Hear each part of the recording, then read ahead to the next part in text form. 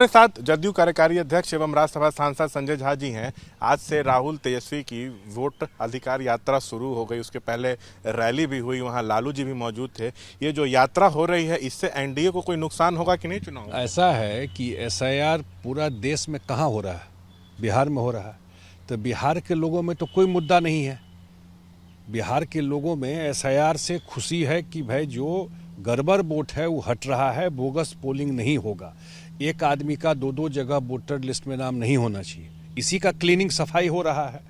अब चुनाव का समय है, तो चुनाव का समय है तो राहुल गांधी जी का बिहार से क्या लेना देना है? 5 साल में कितनी बार बिहार आए, बिहार के लिए क्या किए हैं, कोई लेना देना है? अगर हम लोग बोलते हैं कि 2005 से पहले जंगल राज था, उसमें सिर्फ आरजेडी नहीं था, ये राहुल गांधी जी की पार्टी थी ना। बताना चाहिए कैसे शासन चलाया है यहाँ पर। तो इसलिए मुझे लगता है कि चुनाव का समय है। फोटो अपॉर्चुनिटी, मीडिया में आना, टेंट लगा देना, कहीं बैठ जाना, इसी सब के लिए आया है।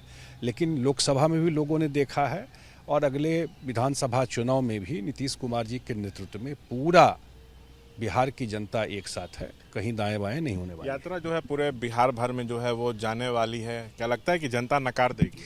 100%। आप देखे नहीं है, चुनाव का समय तब ने यात्रा शुरू किया है। क्या यात्रा शुरू किया?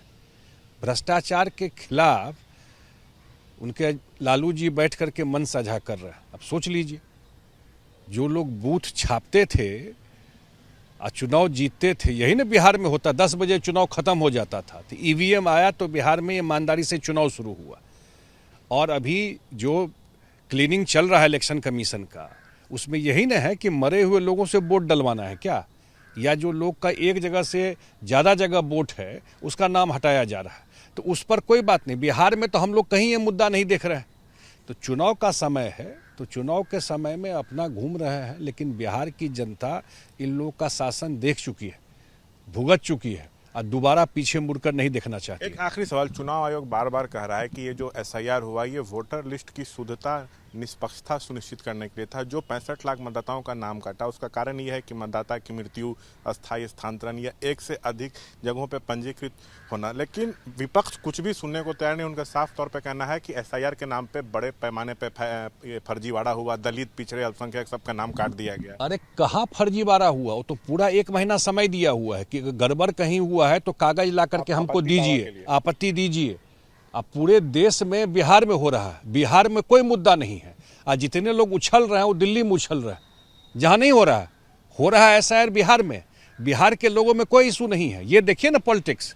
लेकिन जो लोग घूम करके बोल रहे हैं, इलेक्शन कमीशन पूरा टाइम दिया कि आप आ करके अपना आपत्ति दीजिए कहीं गड़बड़ हुआ है तो। इससे ट्रांसपेरेंट तो कोई सिस्टम नहीं है।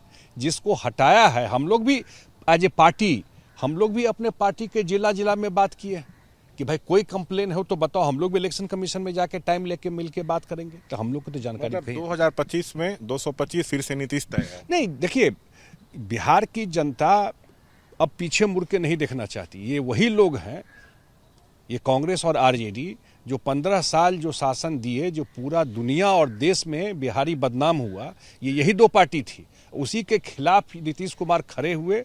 अब बिहार का इज्जत, बिहार का काम आज देश दुनिया में डंका बज रहा है बिहार का अपने काम से। तो इसलिए अब लोग मुड़ करके उधर देखेगा कभी। तो ये है संजय झा बातचीत करते हुए। कैमरा पर्सन निरंजन के साथ मैं शशांक कुमार, एबीपी न्यूज़, पटना।